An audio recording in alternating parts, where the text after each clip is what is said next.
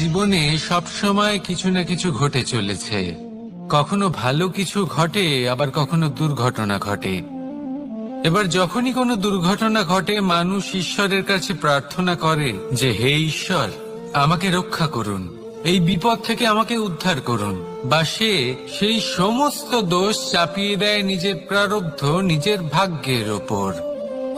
কিন্তু যদি আপনি গভীরভাবে ভাবেন, তাহলে প্রত্যেক দুর্ঘটনা, বাধা এবং বিপদ আপনার জীবনে শুধু একটাই উদ্দেশ্য নিয়ে আসে, আপনাকে আরো যোগ্য করে তোলার জন্য।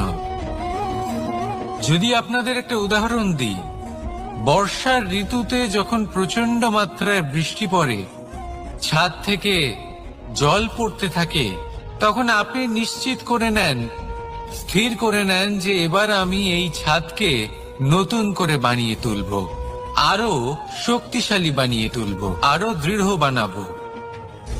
আপনার জীবনে যখন কোনো অসুখ করে, তারপর আপনি জীবনে আরো সাবধানী হয়ে যান, আরো সতর্ক হয়ে যান, স্থির করে নেন যে এটা যেন দ্বিতীয়বার না হয়, ঠিক কিনা?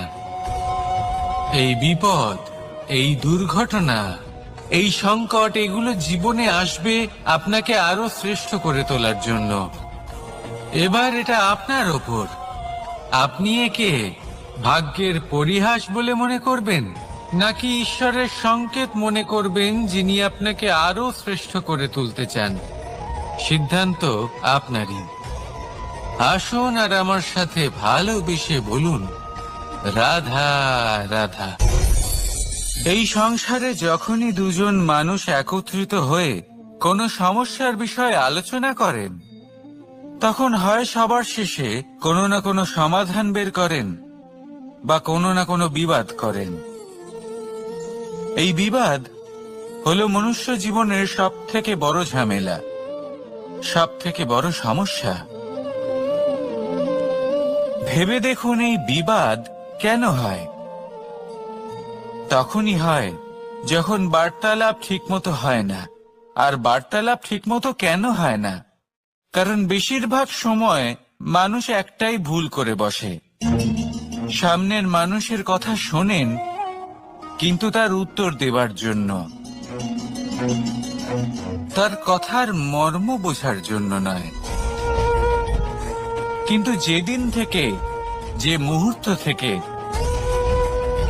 আপনি এটা শিখতে শুরু করে দেবেন যে আমি অপরের কথা শুনব, কিন্তু সেটা বোঝার জন্য, তাকে উল্টে জবাব দেবার জন্য নয়, সেদিন থেকেই বিবাদের সমাপ্তি ঘটবে আর বার্তালাপ স্পষ্ট হয়ে যাবে।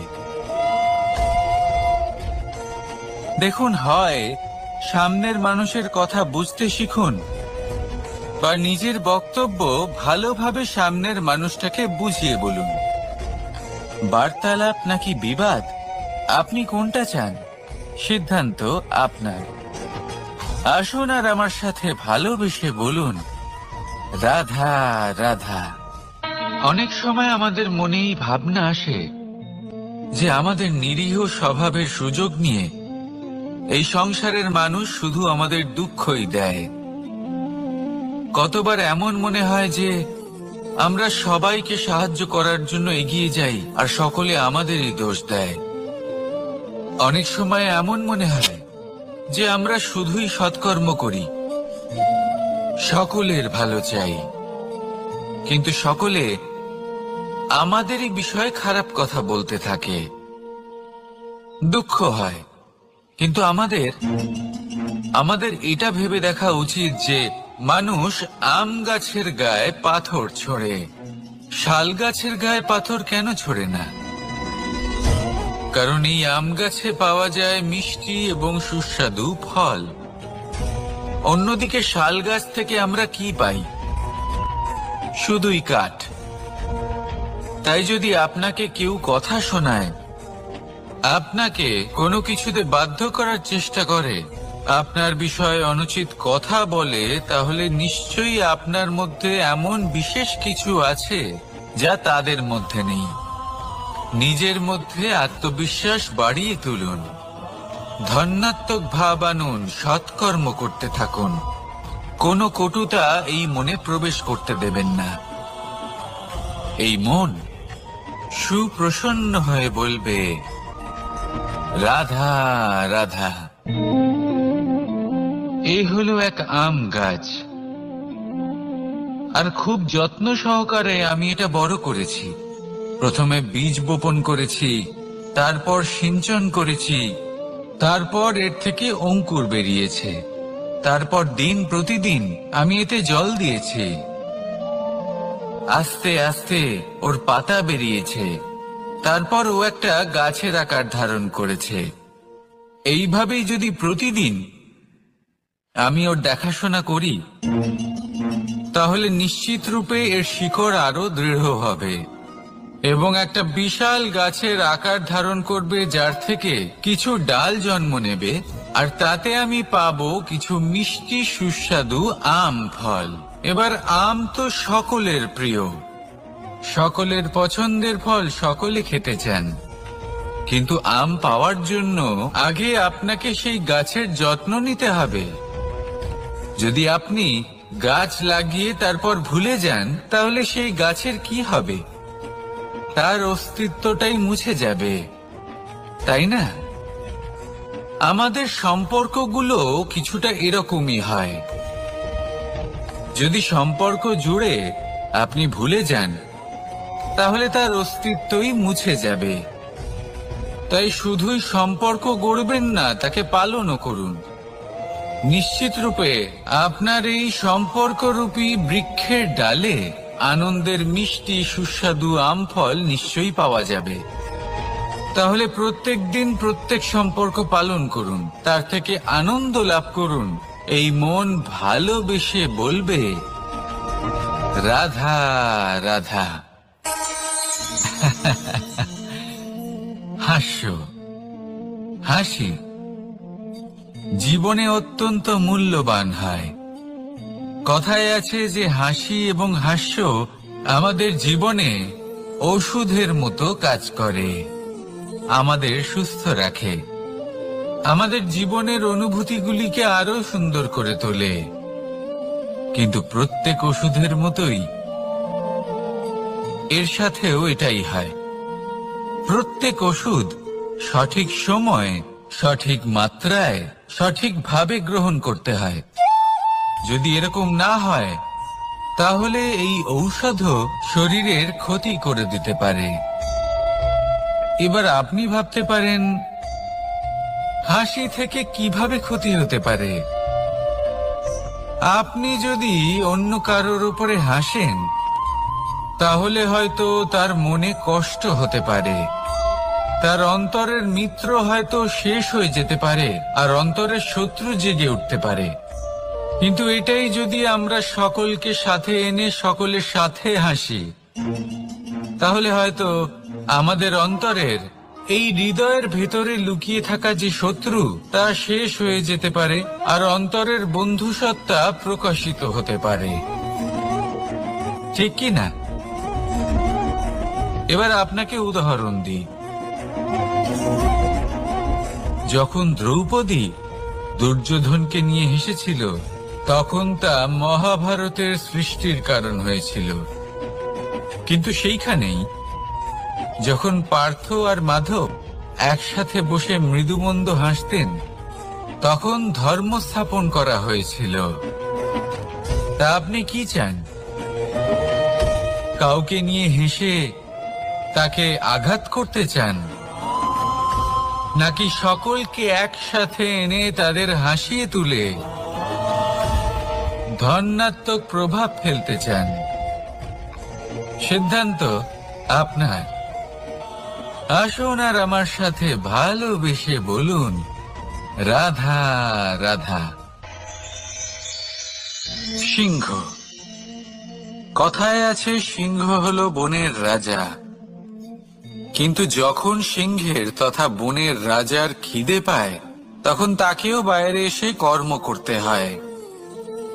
কোন হরিণ নিজে সিংহের সামনে এসে এটা বলে না যে, আরে আপনি হলেন বনের রাজা, আপনি আমাকে ভোজন রূপে গ্রহণ করুন, আমি নিজের প্রাণদান করতে প্রস্তুত রয়েছি। এমন তো কখনোই হয় না। সিংহকে গুহা থেকে বাইরে বেরোতেই হয়। বনে ঘুরে বেড়াতে হয়, ধৈর্য ধরতে হয়, বিভিন্ন ধরনের পরিশ্রম করার পরেই তার ক্ষুধা নিবারণ হয়। হরিণ নিজে থেকে তার কাছে চলে আসে না। সেইভাবেই জীবনে কি সাফল্য আমাদের কাছে নিজে থেকে হেঁটে আসে? কখনোই আসে না। ততক্ষণ আসে না যতক্ষণ না আমরা পরিশ্রমের পথে চলা শুরু করছি। পরিশ্রম করতে থাকুন, এই পরিশ্রমের পথে অগ্রসর হতে থাকুন। যতক্ষণ আপনি পরিশ্রমের পথ ধরে এগোতে থাকবেন, সাফল্য আপনার কাছে আপনা আপনিই চলে আসবে। তাহলে জীবনে নিরন্তর প্রয়াস করুন, পরিশ্রম করতে থাকুন, সাফল্য লাভ করুন, আর আমার সাথে ভালোবেসে বলুন, রাধা রাধা। জীবনে ক্ষমা চাওয়া তাও কিছুটা সহজ, ক্ষমা করতে পারা অত্যন্ত কঠিন। ক্ষমা 2 অক্ষরের এই শব্দ হতে পারে, কিন্তু অত্যন্ত বড় এই শব্দ, অত্যন্ত গুরুত্বপূর্ণ এই শব্দ। কখনো কখনো অন্য কাউকে ক্ষমা করে দেওয়া তাও কিছুটা সহজ কাজ, কিন্তু নিজেকে ক্ষমা করতে পারা অত্যন্ত কঠিন হয়ে দাঁড়ায়। অতীতে যদি আমাদের এমন কোনো ভুল হয় যে কারণে আমরা নিজেকে ক্ষমা করতে পারি না, অনেক সময় এমন কিছু ভুল করে বসি যে বিষয় শুধু আমরাই জানি, কিন্তু আমরা নিজেকে ক্ষমাই করতে পারি না, আর আমাদের বিকাশ সেখানে স্তব্ধ হয়ে যায়। কারণ যদি আপনি ক্ষমা করতে না শেখেন, নিজেকে ক্ষমা যদি না করতে পারেন, তাহলে তা আপনার জীবনের সবথেকে বড় বাধা হয়ে দাঁড়াবে। সেই জন্য জীবনে অবশ্যই শিখুন যে কিভাবে নিজেকে ক্ষমা করতে হয়, আর শিখুন যে আগের করা ভুল আবার কি করে না করা যেতে পারে। এই মন হালকা হবে আর প্রসন্ন হয়ে বলবে, রাধা রাধা। আপনি কখনো কোনো সরোবরের দিকে তাকান, যার জল হলো শান্ত, স্থির। আপনি স্পষ্ট দেখতে পাবেন সেই সরোবরের তলদেশে কি রয়েছে। তাতে সাঁতরে বেড়াচ্ছে সুন্দর মাছ, চকচকে কিছু পাথর, স্বর্ণরূপী বালি, সবই আপনি দেখতে পাবেন।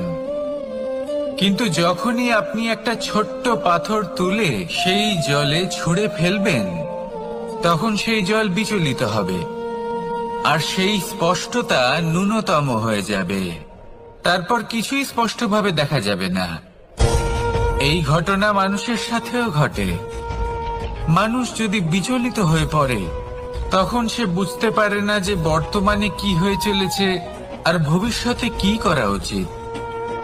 কিন্তু সেই মানুষ যদি শান্ত থাকেন, স্থির থাকেন, ধন্যাত্মক থাকেন, তাহলে নিশ্চিত রূপেই বুঝতে পারবেন যে বর্তমানে কি করতে হবে আর ভবিষ্যতে কি করতে হবে।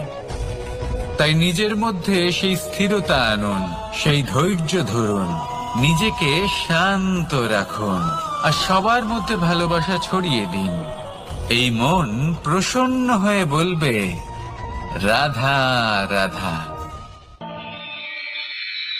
সম্পর্ক এ হলো এক বন্ধন যা আমাদের এক সূত্রে বেঁধে রাখে। কিন্তু এমন কিছু ব্যক্তি থাকেন যারা এই সম্পর্কের বিষয়ে নিজস্ব একটা ধারণা করে ফেলেন, যে সম্পর্ক এরকম হওয়া উচিত, সম্পর্ক সেরকম হওয়া উচিত।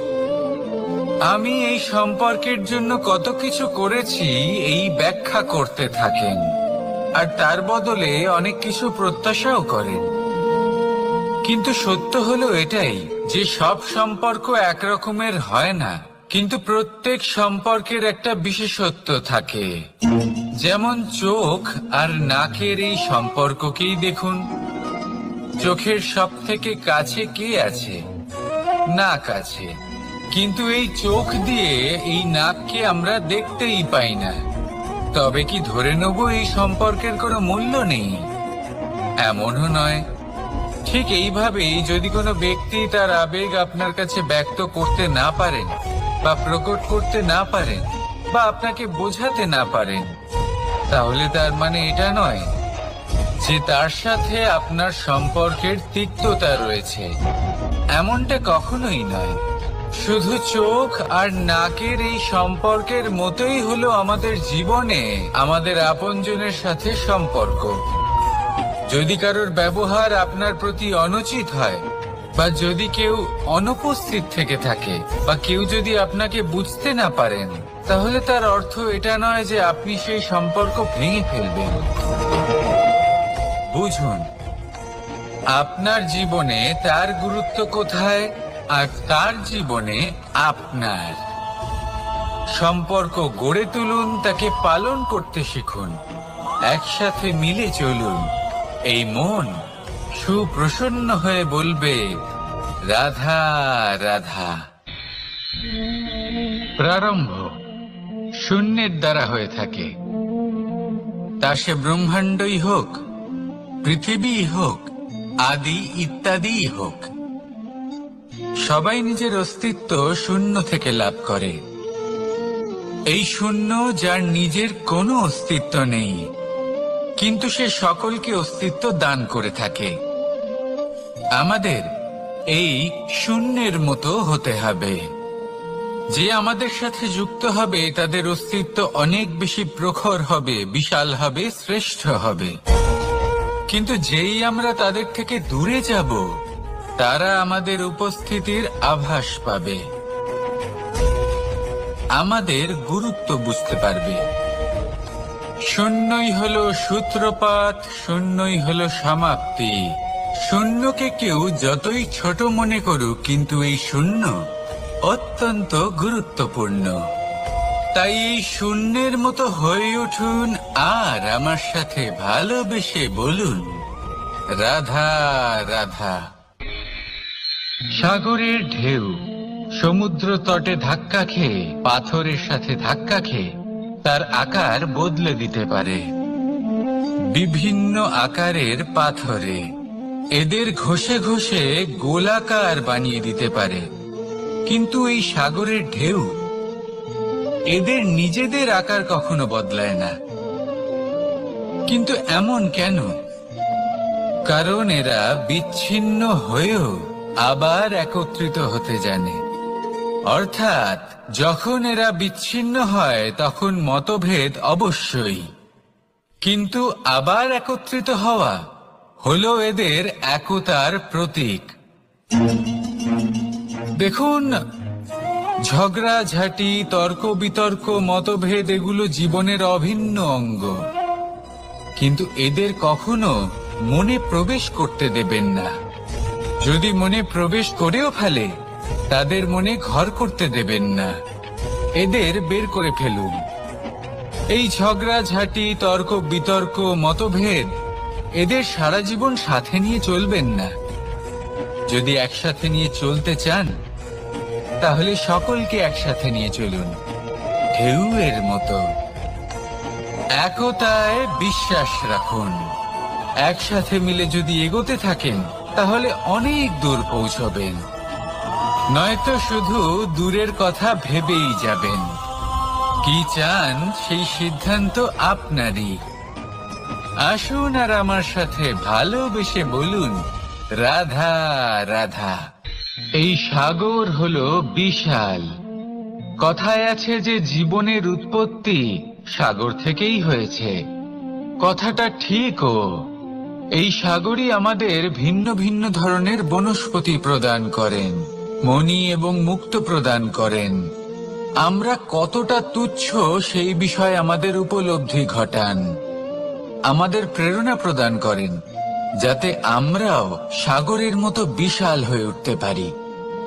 এই সাগরের অনেকগুলো গুণ আছে যা আমরা শিখতে পারি। আজ আমি কথা বলবো একটা বিশেষ গুণের বিষয়। বেশিরভাগ মানুষ মালিন্য, নোংরা পদার্থ, নোংরা বস্তু, অপদ্রব্য এই সাগরে ভাসিয়ে দেন। কিন্তু সাগর এই পদার্থ নিজের মধ্যে একত্রিত করে রাখেন না, এই সব নিজের ভেতর থেকে বাইরে বের করে দেন। এ হলো অত্যন্ত শ্রেষ্ঠ একটা গুণ। কিন্তু এই কাজকেও সার্থক করার জন্য সাগরেরও একটা তটের প্রয়োজন পড়ে, যেখানে সাগর এই সব বস্তু বাইরে বের করে ফেলতে পারে। আর মানুষও ভিন্ন কিছু নন। দেখুন, মানুষেরও তো একটা তটের প্রয়োজন পড়ে। এই তট, তিনি হয়তো আমাদের গুরু হতে পারেন, আমাদের মা বাবা হতে পারেন, ভাই বা মিত্র হতে পারেন, বা হয়তো সেই সমস্যাগুলি যার থেকে আমরা দূরে পালিয়ে যাচ্ছি। কারণ যখন আপনি এই সমস্যাগুলির সম্মুখীন হবেন, শেষ পর্যন্ত আপনি শিক্ষাই পাবেন। সব থেকে বেশি গুরুত্বপূর্ণ এই মনকে পবিত্র রাখা। আর তার জন্য একটাই উপায় আছে, এই মন তার মন্থন করা। যদি এই মনের মন্থন করেন তাহলে পূর্ণরূপে পবিত্র হবেন। আর এই মন, আপনি তো জানেনই, প্রসন্ন হয়ে বলবে রাধা রাধা। নেকড়ে, নেকড়ের বিষয়ে আমরা সকলে জানি। ওরা খুবই নিষ্ঠাবান এবং অত্যন্ত সতর্ক থাকেন। ছোট ছোট মূর্খতা করে বসেন। এনারা হাড় চিবোতে খুব ভালোবাসেন, কিন্তু চিবোতে চিবোতে এদের মাড়ি ছড়ে যায়, সেখান থেকে রক্তপাত হতে থাকে। সেই রক্ত ওনারা পান করেন, আর ওনাদের মনে হয় এই রক্ত হাড় থেকেই পাচ্ছেন। ওনারা ভাবেন যে এই হাড় চিবিয়ে আমরা আনন্দ লাভ করছি, কিন্তু আসল সত্য হলো এটাই যে ওনারা নিজেদেরই ক্ষতি করছেন। আমরা মানুষ, আমাদের সাথেও এমনটাই হয়। কখনো কখনো ভুলবশত আমরা এমন কোনো কাজ করি, আর আমাদের মনে হয় যে আমরা বাইরে থেকে আনন্দ লাভ করছি, কিন্তু সত্য হলো এটাই যে আমরা শুধুই ক্ষতিগ্রস্ত হচ্ছি। এটা হলো খুব বড় একটা শিক্ষা, যা আমাদের শেখা উচিত। তা হলো এটা যে আমাদের বোঝা উচিত যে কখন আমরা লাভবান হচ্ছি আর কখন ক্ষতিটাকেই লাভ বলে মনে করছি। এই শিক্ষা যদি আপনি প্রাপ্ত করতে পারেন, তাহলে এই সংসারে আপনার থেকে বেশি প্রসন্ন আর কেউ থাকবেন না। তাহলে আসুন আর আমার সাথে ভালোবেসে বলুন রাধা রাধা। মানুষের জীবনে তিনটি গুণ অত্যন্ত প্রয়োজনীয়: শ্রদ্ধা, বিনম্রতা, যোগ্যতা। যদি জ্ঞান লাভ করতে চান তাহলে শ্রদ্ধার প্রয়োজন, যদি মান লাভ করতে চান তাহলে স্বভাবে বিনম্র হওয়া প্রয়োজন, আর যদি মনোবাঞ্ছিত স্থান লাভ করতে চান তাহলে যোগ্যতার প্রয়োজন। বিষয়টা সহজ। শ্রদ্ধা আপনাকে জ্ঞান দেবে, নম্রতা আপনাকে মান, আর যোগ্যতা উচিত স্থান দেবে। কিন্তু যদি আপনি এই তিনটি গুণ সম্মিলিত করেন, তাহলে এমন কিছু লাভ করবেন যা এই সব কিছুর থেকে অনেক ঊর্ধ্বে: সম্মান। আর এ হলো সেই সম্মান যা প্রত্যেক মানুষের নিজের জীবনে লাভ করতে চেষ্টা করা উচিত। কারণ এই হলো সেই সম্মান যার কারণে আপনি চলে যাওয়ার পরেও এই সংসার আপনাকে ভালোবাসবে আর মনে রাখবে। আসলে সে বলুন রাধা রাধা। বনের মধ্যে যদি আপনি কোনো বিষাক্ত সাপ দেখেন তাহলে কি করবেন? আপনি তখনই তার থেকে দূরে পালাতে চেষ্টা করবেন। আর এটা কেন করবেন? নিজের রক্ষার্থে। এই কথা আমি নয় মেনে নিলাম, কিন্তু নিজের জীবনে এটা করেন না কেন? আপনি যেখানেই যান, যে স্থানেই যান না কেন, প্রত্যেক সময় প্রত্যেক মুহূর্তে এমন বিষাক্ত সাপ আপনি অবশ্যই খুঁজে পাবেন। আর সেই সাপ নয় যাদের আপনি বনে খুঁজে পাবেন, এরা হলো সেই সাপ যা আপনাকে পাপ করতে বাধ্য করবে। আপনার অন্তরের বাসনা, ক্রোধ, অহংকার, লোভ, ঈর্ষা, এদের বৃদ্ধি ঘটাবে। দেখুন, বনের এই সাপ আপনাকে একবার ছেড়ে দিতেও পারে, ছোবল নাও মারতে পারে, কিন্তু এই যে পাপরূপী সাপ আছে তা অবশ্যই ছোবল মারবে। কর্ম যদি করেন তাহলে অবশ্যই ফল পাবেন। সেই জন্য যখনই কোথাও যাবেন, যদি এমন কাউকে দেখেন, যদি এমন কিছু দেখেন যে আপনাকে পাপ করতে বাধ্য করছে, তাহলে সেই মুহূর্তে সেখান থেকে পালিয়ে যান। যেমন বনের সাপ দেখে আপনি পালাতে থাকেন। সৎকর্মের রক্ষা অত্যন্ত আবশ্যক। আসুন আর আমার সাথে ভালোবেসে বলুন, রাধা রাধা। যদি কোনো সিংহ বানরের মতো গাছে চড়তে চেষ্টা করে তাহলে কি হবে? একটা মাছ যদি মাটিতে হাঁটতে চেষ্টা করে তাহলে কি হবে? তারা বিফলই হবে। কিন্তু এরকম কেন হয়? তার কারণ হলো প্রকৃতির রচনা কিছুটা এরকম। এখানে প্রত্যেকটি ব্যক্তিকে, প্রত্যেকটি প্রাণীকে আলাদা আলাদা গুণের অধিকারী করা হয়েছে এবং সকলকে একটা সীমাও প্রদান করা হয়েছে। এবার এই যে বৃক্ষ, পশু, পাখি, এদের মধ্যে সেই ক্ষমতাই নেই যে এরা নিজেদের যাচাই করতে পারবে, নিজেদের সীমাগুলো বুঝতে পারবে, নিজেদের সদ্গুণগুলো চিনতে পারবে। এরা সেটা করতে পারবে না। কিন্তু মানুষ তো আলাদা।